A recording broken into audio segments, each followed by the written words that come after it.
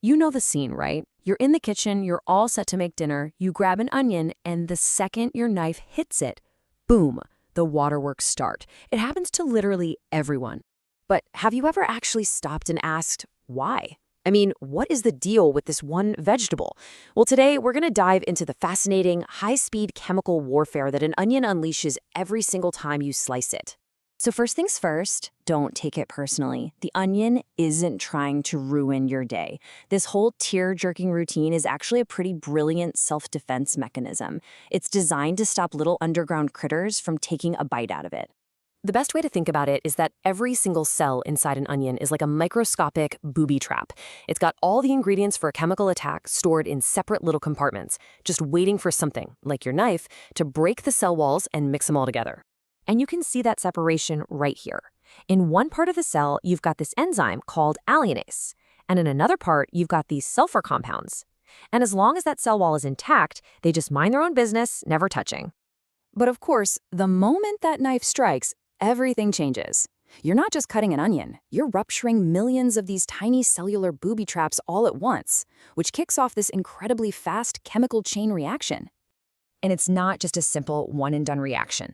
It's a two-step cascade. First, the cutlets that enzyme alliinase finally mix with the sulfur compounds.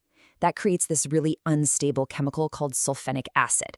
But almost instantly, a second enzyme, which is a mouthful of a name, lacrimatory factor synthase, swoops in, grabs that sulfenic acid, and boom, turns it into our real enemy, the gas, syn-propanethial-S-oxide.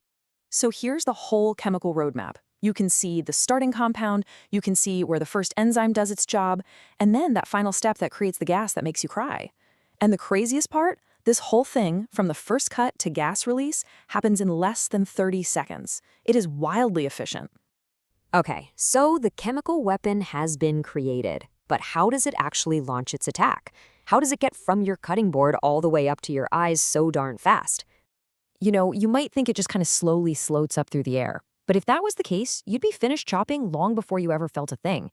The truth is, it's way, way faster than that. And this is the real kicker.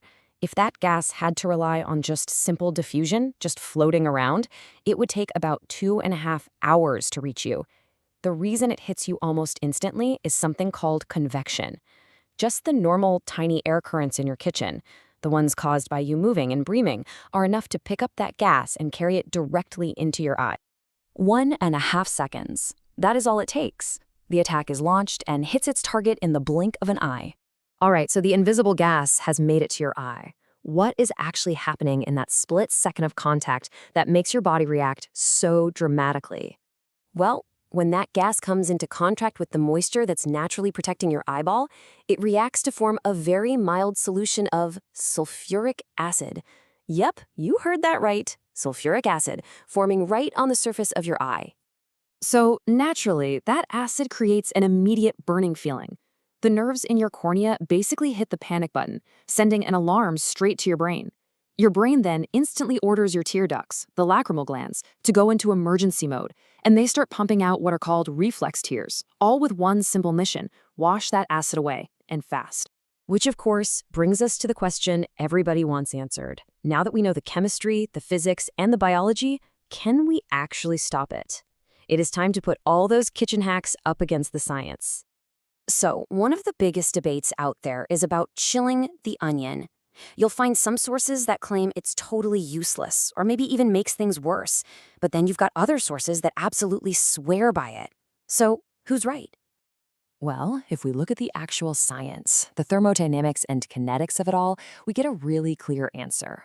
Chilling the onion gives you a huge advantage.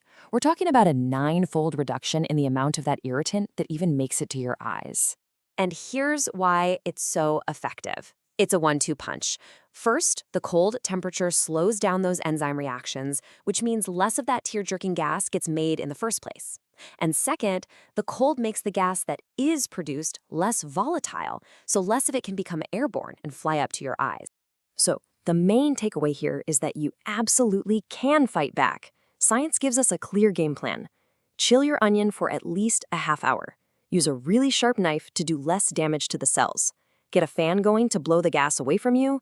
And hey, if you really want to be sure, goggles give you 100% protection. So the next time you're at that cutting board, you're not just a victim anymore, you're an informed strategist in a tiny chemical war. You know exactly what the onion's doing, and more importantly, you know the scientific playbook to win. Makes you wonder, what other crazy secrets are hiding in plain sight right in your own kitchen?